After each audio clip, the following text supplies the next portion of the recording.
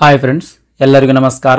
Union public service commission ಅಂದ್ರೆ ಕೇಂದ್ರ ಸಾರ್ವಜನಿಕ ಸೇವಾ ಆಯೋಗ ಯುಪಿಎಸ್ಸಿ ಅಂತ ಶಾರ್ಟ್ ಫಾರ್ಮ್ ಆಗಿ ಕರಿತೀವಿ. ಈ ಯುಪಿಎಸ್ಸಿ ಇಂದ ಅಸಿಸ್ಟೆಂಟ್ ಕಮಾಂಡೆಂಟ್ ಹುದ್ದೆಗಳ ನೇಮಕಾತಿಗಾಗಿ ಅಧಿಸೂಚನೆ ಹೊರಡಿಸಿರುವಂಥದ್ದು. ಅಧಿಸೂಚನೆಯ ಸಂಪೂರ್ಣ ಮಾಹಿತಿ ಈ ವಿಡಿಯೋದೊಳಗಿರ್ತದೆ, ಹಾಗಾಗಿ ವಿಡಿಯೋ ಕೊನೆ ತನಕ ನೋಡ್ರಿ. ಇಲ್ಲೊಂದು ಅಫೀಸಿಯಲ್ ವೆಬ್ಸೈಟ್ ಕೊಟ್ಟಾರ ನೋಡ್ರಿ. ಈ ಅಫೀಸಿಯಲ್ ವೆಬ್ಸೈಟ್ಗೆ ಹೋಗಿ ಆನ್ಲೈನ್ ಮುಖಾಂತರ ಅರ್ಜಿ ಸಲ್ಲಿಸಬೇಕು. ಅರ್ಜಿ ಸಲ್ಲಿಸಲ ಕೊನೆಯ ದಿನಾಂಕ ಮಾರ್ಚ್ 25, 2025 ಆಗಿರ್ತದೆ. ಅರ್ಜಿ ಸಲ್ಲಿಸಬೇಕಾದ್ರೆ ಫಸ್ಟ್ ಸ್ಟೆಪ್ನೇ ಒನ್ ಟೈಮ್ ರಿಜಿಸ್ಟ್ರೇಷನ್ ಮಾಡೋದಿರ್ತದೆ ಸ್ನೇಹಿತರೆ. ಒನ್ ಟೈಮ್ ರಿಜಿಸ್ಟ್ರೇಷನ್ ಅಂದರೆ ಇಲ್ಲಿ ಪ್ರೊಫೈಲ್ ಕ್ರಿಯೇಟ್ ಮಾಡೋದಿರ್ತದೆ. ಈ ಪ್ರೊಫೈಲ್ ಕ್ರಿಯೇಟ್ ಮಾಡುವಂಥ ಸಂದರ್ಭದಲ್ಲಿ ಬೈ ಮಿಸ್ಟೇಕ್ ಏನಾದರೂ ತಪ್ಪು ಮಾಹಿತಿ ತುಂಬಿ ಪ್ರೊಫೈಲ್ ಕ್ರಿಯೇಟ್ ಮಾಡಿದ್ದೀರಿ ಅಂತ ತಿಳ್ಕೊಳ್ರಿ. ಆ ತಪ್ಪಾಗಿರ್ತಕ್ಕಂಥದ್ದನ್ನು ಸರಿಪಡಿಸ್ಕೊಳ್ಳೋಕೆ ಒಂದು ಅವಕಾಶ ಕೂಡ ಕೊಡ್ತಾರೆ ಸ್ನೇಹಿತರೆ. ಆ ತಪ್ಪಾಗಿರ್ತಕ್ಕಂಥ ಮಾಹಿತಿಯನ್ನು ಮಾರ್ಚ್ 26, 2025ರಿಂದ ಏಪ್ರಿಲ್ 4, 2025 ಅಂದರೆ 7 ದಿನ ಕಾಲಾವಕಾಶ ಇರ್ತದೆ ಸ್ನೇಹಿತರೆ. ಈ 7 ದಿನಗಳಲ್ಲಿ ತಪ್ಪಾಗಿರ್ತಕ್ಕಂಥ ಒನ್ ಟೈಮ್ ರಿಜಿಸ್ಟ್ರೇಷನ್ ಅನ್ನು ನೀವು ಸರಿಪಡಿಸ್ಕೊಳ್ಬಹುದು. ನೆಕ್ಸ್ಟ್ ಹುದ್ದೆಗಳ ವಿವರದ ಬಗ್ಗೆ ನೋಡೋದಾದ್ರೆ ಆಗ್ಲೇ ಹೇಳ್ದಂಗೆ ಅಸಿಸ್ಟೆಂಟ್ ಕಮಾಂಡೆಂಟ್ ಅಂತ ಹುದ್ದೆಗಳು ಖಾಲಿ ಇರುವಂಥದ್ದು ಸ್ನೇಹಿತರೆ. ಇದೊಂದು ಪ್ರತಿಷ್ಠಿತ ಉನ್ನತ ಹುದ್ದೆ ಸ್ನೇಹಿತರೆ. ಒಂದು ಸೈನ್ಯದ ತುಕಡಿನೇ ಮೇಂಟೈನ್ ಮಾಡುವಂಥ ಒಂದು ಹುದ್ದೆ. 357 ಹುದ್ದೆಗಳು ಖಾಲಿ ಇರುವಂಥದ್ದು. BSF ನಲ್ಲಿ 24 ಅಸಿಸ್ಟೆಂಟ್ ಕಮಾಂಡೆಂಟ್ ಹುದ್ದೆಗಳು, CRPF ನಲ್ಲಿ 204, CISF ನಲ್ಲಿ 92, ITBP ನಲ್ಲಿ 4, SSB ನಲ್ಲಿ 33. ಒಟ್ಟಾರೆಯಾಗಿ 357 ಅಸಿಸ್ಟೆಂಟ್ ಕಮಾಂಡೆಂಟ್ ಹುದ್ದೆಗಳು ಖಾಲಿ ಇರುವಂಥದ್ದು. Next registration and online application form ಅಂದ್ರೆ ಅಪ್ಲಿಕೇಶನ್ ಯಾವ ರೀತಿ ಸಲ್ಲಿಸಬೇಕಂತ ಗೈಡ್ಲೈನ್ಸ್ ಕೊಟ್ಟಾರೆ. ನೋಟಿಫಿಕೇಶನ್ ಲಿಂಕ್ ಈ ವಿಡಿಯೋದ ಡಿಸ್ಕ್ರಿಪ್ಷನ್ದಾಗ ಕೊಟ್ಟಿರ್ತೀನಿ. ಆ ಲಿಂಕ್ ಮೇಲೆ ಕ್ಲಿಕ್ ಮಾಡೋದ್ರ ಮೂಲಕ ರಿಜಿಸ್ಟ್ರೇಷನ್ ಯಾವ ರೀತಿ ಮಾಡ್ಬೇಕಂತ ಏನು ಗೈಡ್ಲೈನ್ಸ್ ಕೊಟ್ಟರಲ್ರಿ ಅದನ್ನು ಕಂಪ್ಲೀಟ್ ಆಗಿ ಓದಿ ತದನಂತರ ಅರ್ಜಿ ಸಲ್ಲಿಸ್ರಿ. ನೆಕ್ಸ್ಟ್ ಈ ಹುದ್ದೆಗಳಿಗೆ ಸ್ಪರ್ಧಾತ್ಮಕ ಪರೀಕ್ಷೆಯ ಮೂಲಕ ನೇಮಕಾತಿ ಮಾಡ್ಕೊಳ್ತಾರೆ. ಆ ಸ್ಪರ್ಧಾತ್ಮಕ ಪರೀಕ್ಷೆಗಳು ಎಲ್ಲೆಲ್ಲಿ ನಡೆಸ್ತಾರೆ ಅಂದ್ರೆ ಎಕ್ಸಾಮಿನೇಷನ್ ಸೆಂಟರ್ಸ್ ಬಗ್ಗೆ ನೋಡೋದಾದ್ರೆ ಕರ್ನಾಟಕದೊಳಗೆ ಬೆಂಗಳೂರು ಮತ್ತು ಧಾರವಾಡದಲ್ಲಿ ಮಾತ್ರ ಎಕ್ಸಾಮಿನೇಷನ್ ಸೆಂಟರ್ ಇರುವಂಥದ್ದು ಸ್ನೇಹಿತರೆ. ಈ ಹುದ್ದೆಗಳಿಗೆ ಪುರುಷ ಮತ್ತು ಮಹಿಳಾ ಅಭ್ಯರ್ಥಿಗಳು ಇಬ್ರು ಅರ್ಜಿ ಸಲ್ಲಿಸಬಹುದು. ಮಹಿಳೆಯರು ಅರ್ಜಿ ಸಲ್ಲಿಸಬಹುದು, ಪುರುಷರು ಅರ್ಜಿ ಸಲ್ಲಿಸಬಹುದು. ನೆಕ್ಸ್ಟ್ ವಯೋಮಿತಿ ಬಗ್ಗೆ ನೋಡೋದಾದ್ರೆ ಕನಿಷ್ಠ 20 ವರ್ಷ ವಯಸ್ಸಾಗಿರ್ಬೇಕು. ಈ ಹುದ್ದೆಗಳಿಗೆ ಅರ್ಜಿ ಸಲ್ಲಿಸಬೇಕಾಗಿತ್ತಂದ್ರೆ ಕನಿಷ್ಠ 20 ವರ್ಷ ವಯಸ್ಸಾಗಿರ್ಬೇಕು, ಗರಿಷ್ಠ 25 ವರ್ಷ ಮೀರಿರಬಾರ್ದ್ರಿ. August 1, 2025 cut off date. ಈ ಡೇಟಿಗೆ ನಿಮ್ದು 25 ವರ್ಷ ಮೀರಿರಬಾರ್ದು ಸ್ನೇಹಿತರೆ. ಇನ್ನು ಈ 25 ವರ್ಷ ವಯೋಮಿತಿಯ ಮೇಲೆ ಇನ್ ಅಡಿಷನ್ ಆಗಿ ಏಜ್ ರಿಲ್ಯಾಕ್ಸೇಷನ್ ಕೂಡ ನೀಡಲಾಗ್ತದೆ. ಏಜ್ ರಿಲ್ಯಾಕ್ಸೇಷನ್ ಬಗ್ಗೆ ನೋಡೋದಾದ್ರೆ SC ಮತ್ತು ST ಕ್ಯಾಟಗರಿ ಅಭ್ಯರ್ಥಿಗಳಿಗೆ 5 ವರ್ಷದ ಏಜ್ ರಿಲ್ಯಾಕ್ಸೇಷನ್ ಇರುವಂಥದ್ದು. OBC ಕ್ಯಾಟಗರಿಯ ಅಭ್ಯರ್ಥಿಗಳಿಗೆ 3 ವರ್ಷದ ಏಜ್ ರಿಲ್ಯಾಕ್ಸೇಷನ್ ಇರುವಂಥದ್ದು. ಅದೇ ರೀತಿ ಸೆಂಟ್ರಲ್ ಗೌರ್ಮೆಂಟ್ ಸರ್ವೆಂಟ್ಸ್ಗಳಿಗೆ ಅಂದ್ರೆ ಕೇಂದ್ರ ಸರ್ಕಾರದ ಉದ್ಯೋಗಿಗಳಿಗೆ 5 ವರ್ಷದ ಏಜ್ ರಿಲ್ಯಾಕ್ಸೇಷನ್ ನೀಡುವಂಥದ್ದು ಸ್ನೇಹಿತರೆ. ಈ ರೀತಿ ಗರಿಷ್ಠ ವಯೋಮಿತಿಯ ಮೇಲೆ ಇನ್ ಅಡಿಷನ್ ಆಗಿ ಏಜ್ ರಿಲ್ಯಾಕ್ಸೇಷನ್ ಕೂಡ ನೀಡಲಾಗ್ತದೆ. ನೆಕ್ಸ್ಟ್ ಎಜುಕೇಶನ್ ಕ್ವಾಲಿಫಿಕೇಶನ್ ಬಗ್ಗೆ ನೋಡೋದಾದ್ರೆ ಯಾವುದೇ ಪದವಿ ಪಾಸ್ ಮಾಡಿರ್ತಕ್ಕಂಥ ಅಭ್ಯರ್ಥಿಗಳು ಈ ಹುದ್ದೆಗಳಿಗೆ ಅರ್ಜಿ ಸಲ್ಲಿಸಬಹುದು. ಯಾವುದಾದ್ರೂ ಒಂದು ಡಿಗ್ರಿ ಪಾಸ್ ಮಾಡಿದ್ರಿ ಅಂತ ತಿಳ್ಕೊಳ್ರಿ, ಈ ಹುದ್ದೆಗಳಿಗೆ ಅರ್ಜಿ ಸಲ್ಲಿಸಬಹುದು. ಅದು BA ಆಗಿರ್ಬೋದು, BCom ಆಗಿರ್ಬೋದು, BCA ಆಗಿರ್ಬೋದು, BBA ಆಗಿರ್ಬೋದು, BE ಆಗಿರ್ಬೋದು, BTech ಆಗಿರ್ಬೋದು. ಒಟ್ಟಾರೆಯಾಗಿ ಯಾವುದಾದ್ರೂ ಒಂದು ಡಿಗ್ರಿ ನೀವೇನಾದ್ರೂ ಪಾಸ್ ಮಾಡಿದ್ರಿ ಅಂತಂದ್ರೆ ಈ ಹುದ್ದೆಗಳಿಗೆ ಅರ್ಜಿ ಸಲ್ಲಿಸಬಹುದು.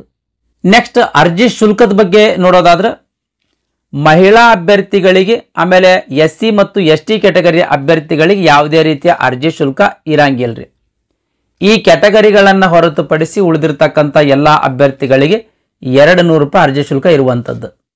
ನೆಕ್ಸ್ಟ್ ಸೆಲೆಕ್ಷನ್ ಪ್ರೊಸೀಜರ್ ಅಂದ್ರೆ ಈ ಹುದ್ದೆಗಳಿಗೆ ಯಾವ ಆಧಾರದ ಮೇಲೆ ನೇಮಕಾತಿ ಮಾಡ್ಕೊಳ್ತಾರ ಅಂತ ಅನ್ನೋದ್ರ ಬಗ್ಗೆ ನೋಡೋದಾದ್ರೆ ರಿಟರ್ನ್ ಎಕ್ಸಾಮ್ ಇರ್ತದ್ರಿ, ಅಂದ್ರೆ ಸ್ಪರ್ಧಾತ್ಮಕ ಪರೀಕ್ಷೆ ಇರ್ತದ. ಆಮೇಲೆ ಇದಾದ್ಮೇಲೆ ಫಿಸಿಕಲ್ ಎಫಿಸಿಯನ್ಸಿ ಟೆಸ್ಟ್, ಆಮೇಲೆ ಫಿಸಿಕಲ್ ಸ್ಟ್ಯಾಂಡರ್ಡ್ ಟೆಸ್ಟ್ ಅಂತ ತಗೊಳ್ತಾರ. ಫಿಸಿಕಲ್ ಎಫಿಸಿಯನ್ಸಿ ಟೆಸ್ಟ್ ಅಂದ್ರೆ ದೈಹಿಕ ಸಾಮರ್ಥ್ಯ ಪರೀಕ್ಷೆ ಸ್ನೇಹಿತರೆ.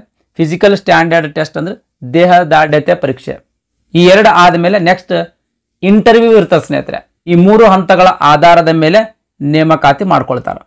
ರಿಟರ್ನ್ ಎಕ್ಸಾಮಿನೇಷನ್ ಬಗ್ಗೆ ನೋಡೋದಾದ್ರೆ ಪೇಪರ್ 1 ಮತ್ತು ಪೇಪರ್ 2 ಅಂತೇಳಿ ಈ 2 ಎಕ್ಸಾಮ್ ಇರ್ತಾವ್ರಿ. ಪೇಪರ್ 1 ಮತ್ತು ಪೇಪರ್ 2 ಅಂತೇಳಿ 2 ಎಕ್ಸಾಮ್ ಇರ್ತಾವ. ಈ ಎಕ್ಸಾಮ್ಗಳ ಆಗಸ್ಟ್ 3, 2025 ನಡೆಸ್ತಾರೆ. ಎಕ್ಸಾಮ್ ಯಾವಾಗ ನಡೀತದ್ರಿ? ಆಗಸ್ಟ್ 3, 2025 ನಡೀತದ. ಫಸ್ಟ್ ಎಕ್ಸಾಮ್ 10ರಿಂದ 12 ತನಕ ಇರ್ತದ.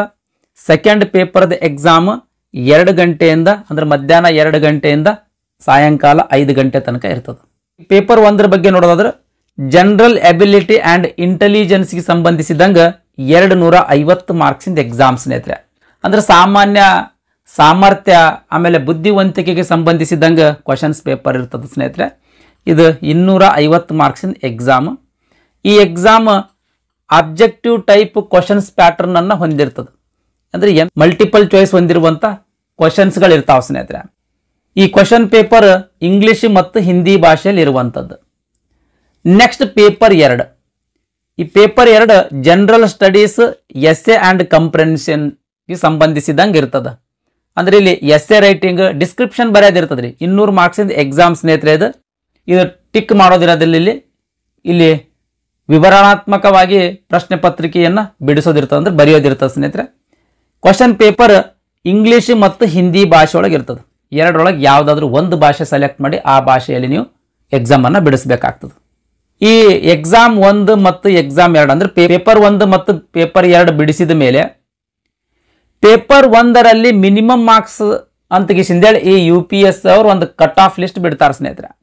ಆ ಮಿನಿಮಮ್ ಮಾರ್ಕ್ಸ್ ನೀವೇನಾದರೂ ತಗೊಂಡಿರಿ ಅಂತಂದ್ರೆ ಮಾತ್ರ ನಿಮ್ದು ಪೇಪರ್ 2 ವ್ಯಾಲ್ಯೂಯೇಷನ್ ಆಗ್ತದೆ, ಇಲ್ಲಾಂದ್ರೆ ವ್ಯಾಲ್ಯೂಯೇಷನ್ ಆಗಂಗಿಲ್ಲ ಸ್ನೇಹಿತರೆ. ಈ ಪೇಪರ್ 1ರಲ್ಲಿ ಮಿನಿಮಮ್ ಕಟ್ ಆಫ್ ಮಾರ್ಕ್ಸ್ ತಗೋಬೇಕು ಸ್ನೇಹಿತರೆ. ಮಿನಿಮಮ್ ಕಟ್ ಆಫ್ ಮಾರ್ಕ್ಸ್ ಈ UPSC ಅವರು ಪಬ್ಲಿಷ್ ಮಾಡ್ತಾರೆ. ಓಕೆ ರೀ. ನೆಕ್ಸ್ಟ್ ಇದಾದ್ಮೇಲೆ ಫಿಸಿಕಲ್ ಸ್ಟ್ಯಾಂಡರ್ಡ್ ಟೆಸ್ಟ್ ಆಮೇಲೆ ಫಿಸಿಕಲ್ ಎಫಿಸಿಯನ್ಸಿ ಟೆಸ್ಟ್ ತಗೊಳ್ತಾರೆ ಸ್ನೇಹಿತರೆ. ಅಂದ್ರೆ ರಿಟರ್ನ್ ಎಕ್ಸಾಮಿನೇಷನ್ ಅಲ್ಲಿ ಕ್ವಾಲಿಫೈ ಆಗಿರ್ತಕ್ಕಂಥ ಅಭ್ಯರ್ಥಿಗಳಿಗೆ ಫಿಸಿಕಲ್ ಸ್ಟ್ಯಾಂಡರ್ಡ್ ಟೆಸ್ಟ್ ಮತ್ತು ಫಿಸಿಕಲ್ ಎಫಿಸಿಯನ್ಸಿ ಟೆಸ್ಟ್ ಅಂತ ತಗೊಳ್ತಾರೆ. ಫಿಸಿಕಲ್ ಸ್ಟ್ಯಾಂಡರ್ಡ್ ಟೆಸ್ಟ್ ಬಗ್ಗೆ ನೋಡೋದಾದ್ರೆ ಪುರುಷ ಅಭ್ಯರ್ಥಿಗಳಿಗೆ ಹೈಟ್ ನೋಡ್ರಿ, ಅವ್ರದ್ದು ಎತ್ತರ 165 ಸೆಂಟಿಮೀಟರ್ ಇರ್ಬೇಕು. ಅವ್ರು ಎಷ್ಟು ಹೈಟ್ ಇರ್ಬೇಕ್ರಿ? 165 ಸೆಂಟಿಮೀಟರ್ ಹೈಟ್ ಇರ್ಬೇಕು. ಚೆಸ್ಟ್ ಎದೆ ಸುತ್ತಳತೆ 81 ಸೆಂಟಿಮೀಟರ್ ಇರ್ಬೇಕ್ರಿ. ಅವ್ರದ್ದು ಎದೆ ಸುತ್ತಳತೆ 81 ಸೆಂಟಿಮೀಟರ್ ಇರಬೇಕು. ಎಕ್ಸ್ಪಾನ್ಷನ್ ಮಾಡಿದಾಗ ಅಂದ್ರೆ ಎದೆ ವಿಸ್ತರಿಸಿದಾಗ 5 ಸೆಂಟಿಮೀಟರ್ ಎಕ್ಸ್ಪಾನ್ಷನ್ ಆಗಬೇಕು. ನೆಕ್ಸ್ಟ್ ವೇಟ್ 50 kg ಇರ್ಬೇಕ್ರಿ. 50 kg ತೂಕ ಹೊಂದಿರಬೇಕು.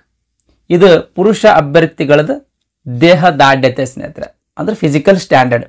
ಇಷ್ಟು ಫಿಸಿಕಲ್ ಸ್ಟ್ಯಾಂಡರ್ಡ್ ಯಾರು ಹೊಂದಿರ್ತಾರ ಅಂತ ಅಭ್ಯರ್ಥಿಗಳ ಈ ಹುದ್ದೆಗಳಿಗೆ ಅರ್ಜಿ ಸಲ್ಲಿಸಬಹುದು.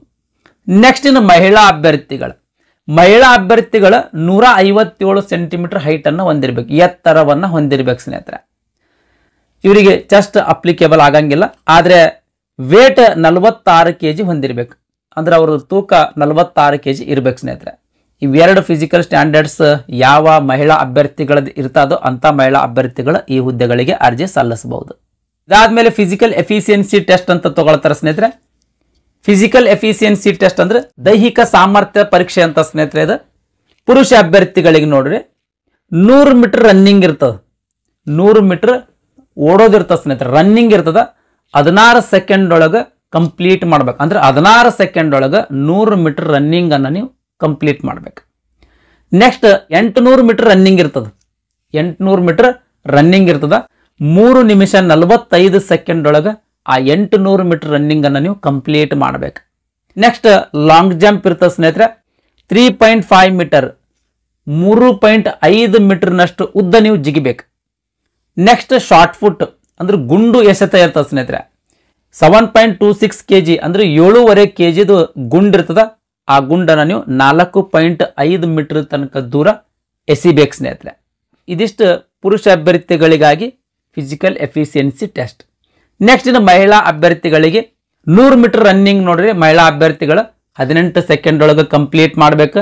800 ಮೀಟರ್ ರನ್ನಿಂಗ್ ಅನ್ನ 4 ನಿಮಿಷ 45 ಸೆಕೆಂಡ್ ಒಳಗೆ ಕಂಪ್ಲೀಟ್ ಮಾಡಬೇಕು. ಲಾಂಗ್ ಜಂಪ್ 3 ಮೀಟರ್ಗಿಂತ ದೂರ ಜಿಗಿಬೇಕು.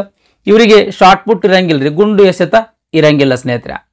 ಈ ಫಿಸಿಕಲ್ ಎಫಿಸಿಯನ್ಸಿ ಟೆಸ್ಟ್ ಏನದಲ್ರಿ ಇವೆಲ್ಲನೂ ಪಾಸ್ ಆಗ್ಬೇಕ್ರಿ. ಕಡ್ಡಾಯವಾಗಿ ಇವೆಲ್ಲವೂ ಕೂಡ ಪಾಸ್ ಆಗಬೇಕು ಸ್ನೇಹಿತರೆ. ಇದರಲ್ಲಿ ಕ್ವಾಲಿಫೈ ಆಗಿರುವಂಥ ಅಭ್ಯರ್ಥಿಗಳನ್ನ ಇಂಟರ್ವ್ಯೂಗೆ ಸೆಲೆಕ್ಟ್ ಮಾಡ್ತಾರೆ ಸ್ನೇಹಿತರೆ. ಅಂದ್ರೆ ಸಂದರ್ಶನಕ್ಕೆ ಸೆಲೆಕ್ಟ್ ಮಾಡ್ತಾರೆ. ಇಂಟರ್ವ್ಯೂ ಅಥವಾ ಪರ್ಸನಾಲಿಟಿ ಟೆಸ್ಟ್ ಅಂತ ತಗೊಳ್ತಾರೆ ಸ್ನೇಹಿತರೆ. ಇದು 150 ಮಾರ್ಕ್ಸ್ ಹೊಂದಿರ್ತದೆ. ಈ ಸಂದರ್ಶನ ಅಥವಾ ವ್ಯಕ್ತಿತ್ವ ಪರೀಕ್ಷೆ ಅಂತ ಬರ್ತದೆ. ಇದು ಇಂಟರ್ವ್ಯೂ ಏನದಲ್ರಿ 150 ಮಾರ್ಕ್ಸಿಂದ ಇಂಟರ್ವ್ಯೂ ಇರುವಂಥದ್ದು ಸ್ನೇಹಿತರೆ. ನೆಕ್ಸ್ಟ್ ಇನ್ನು ಮೆರಿಟ್ ಲಿಸ್ಟ್ ಯಾವ ರೀತಿ ಪ್ರಿಪೇರ್ ಮಾಡಲಾಗ್ತದ ಅಂತ ಅನ್ನೋದ್ರ ಬಗ್ಗೆ ನೋಡೋದಾದ್ರೆ, ಈ ರಿಟರ್ನ್ ಎಕ್ಸಾಮ್ ಏನು ತೊಗೊಂಡಿರ್ತಾರಲ್ರಿ, ಆ ರಿಟರ್ನ್ ಎಕ್ಸಾಮ್ ಆಮೇಲೆ ಇಂಟರ್ವ್ಯೂನಲ್ಲಿ ತೆಗೆದುಕೊಂಡಿರ್ತಕ್ಕಂಥ ಅಂಕಗಳ ಆಧಾರದ ಮೇಲೆ ನೇಮಕಾತಿ ಮಾಡ್ಕೊಳ್ತಾರೆ. ಇದಾದಮೇಲೆ ಫೈನಲಿ ಮೆಡಿಕಲ್ ಸ್ಟ್ಯಾಂಡರ್ಡ್ ಟೆಸ್ಟ್ ಅಂತ ತೊಗೊಳ್ತಾರೆ ಸ್ನೇಹಿತರೆ. ಮೆಡಿಕಲ್ ಟೆಸ್ಟ್ ಆದಮೇಲೆ ಈ ರೀತಿ ಏನು ಹೇಳಿದಿನಲ್ರಿ ಮೆರಿಟ್ ಲಿಸ್ಟ್ ಪ್ರಿಪೇರ್ ಮಾಡ್ತಾರೆ. ಅಂದ್ರೆ ಈ ರಿಟರ್ನ್ ಎಕ್ಸಾಮಿನೇಷನ್ ಆಮೇಲೆ ಇಂಟರ್ವ್ಯೂನಲ್ಲಿ ಅತಿ ಹೆಚ್ಚು ಅಂಕಗಳು ಯಾರು ತೊಗೊಳ್ತಾರೋ ಅಂಥ ಅಭ್ಯರ್ಥಿಗಳದ್ದು ಒಂದು ಮೆರಿಟ್ ಲಿಸ್ಟ್ ಮಾಡ್ತಾರೆ ಸ್ನೇಹಿತರೆ. ಇದಿಷ್ಟು ಸೆಲೆಕ್ಷನ್ ಪ್ರೊಸೀಜರ್ ಬಗ್ಗೆ ಮಾಹಿತಿ. ನೆಕ್ಸ್ಟ್ ಇಲ್ಲಿ ಸಿಲೆಬಸ್ ಕೊಟ್ಟಾರೆ. ಜನರಲ್ ಎಬಿಲಿಟಿ ಆ್ಯಂಡ್ ಇಂಟೆಲಿಜೆನ್ಸ್ ಅಂದ್ರೆ ಅದರೊಳಗೆ ಯಾವ ಯಾವ ವಿಷಯದ ಮೇಲೆ ಪ್ರಶ್ನೆಗಳನ್ನು ಕೇಳ್ತಾರ ಅಂತ ಇಲ್ಲಿ ಇನ್ ಡಿಟೇಲ್ ಸಿಲೆಬಸ್ ಕೊಟ್ಟರೆ ಸ್ನೇಹಿತರೆ. ದಯಮಾಡಿ ವಿಡಿಯೋ ಪಾಸ್ ಮಾಡಿ ನೋಡ್ರಿ. ಸ್ಯಾಲರಿ ಬಗ್ಗೆ ನೋಡೋದಾದ್ರೆ UPSC ಇಂದ ಯಾವುದೇ ಹುದ್ದೆಗೆ ನೀವು ಪಾಸ್ ಆಗಿ ಹೋಗ್ರಿ, ಮಿನಿಮಮ್ 60,000 ರೂಪಾಯಿಗಿಂತ ಪೇಮೆಂಟ್ ಕಡಿಮೆ ಇರಂಗಿಲ್ಲ ಸ್ನೇಹಿತರೆ. ಇದು ಬೇಸಿಕ್ ಸ್ಯಾಲ್ರಿ. ಇದ್ರ ಮೇಲೆ ಅಲವೆನ್ಸಸ್ ಎಲ್ಲ ಸೇರಿದ್ರೆ ಮಿನಿಮಮ್ ಏನಿಲ್ಲ ಅಂದ್ರೆ 70,000 ರೂಪಾಯಿ ತರ ಪ್ಲಸ್ ಪೇಮೆಂಟ್ ನಿಮ್ಮ ಕೈಗೆ ಸಿಗುವಂಥದ್ದು ಸ್ನೇಹಿತರೆ. UPSC ಇಂದ ಕಾಲ್ಫಾರ್ಮ್ ಆಗಿರುವಂಥ ಪ್ರತಿಯೊಂದು ಹುದ್ದೆಗೆ ಮಿನಿಮಮ್ ಇಷ್ಟು ಸ್ಯಾಲ್ರಿ ಇರುವಂಥದ್ದು ಸ್ನೇಹಿತರೆ. ಇದಿಷ್ಟು UPSC ಇಂದ ಹೊರಡಿಸಿರುವಂಥ ಅಧಿಸೂಚನೆಯ ಸಂಪೂರ್ಣ ಮಾಹಿತಿಯಾಗಿತ್ತು. ಈ ವಿಡಿಯೋ ನಿಮ್ಗೆ ಇಷ್ಟ ಆಗಿತ್ತು ಅಂದ್ರೆ ದಯಮಾಡಿ ಲೈಕ್ ಬಟನ್ ಮೇಲೆ ಪ್ರೆಸ್ ಮಾಡಿರಿ. ಅದೇ ರೀತಿ ನಿಮ್ಮ ಫ್ರೆಂಡ್ಸರಿಗೂ ಕೂಡ ಶೇರ್ ಮಾಡಿರಿ ಅಂತ ವಿನಂತಿಸಿಕೊಳ್ತಾ ಇವತ್ತಿನ ವಿಡಿಯೋ ಮುಗಿಸ್ತಾ ಇದ್ದೀನಿ. ಧನ್ಯವಾದಗಳು.